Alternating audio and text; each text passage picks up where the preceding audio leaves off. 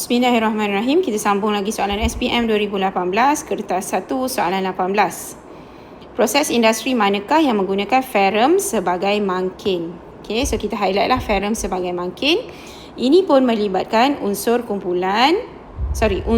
peralihan. Okay, so dalam silibus tingkatan 4 ni ada 4 sahaja pun proses yang dibincangkan, iaitu menghasilkan amonia, menghasilkan asid nitrik, menghasilkan asid sulfurik dan membuat margarin.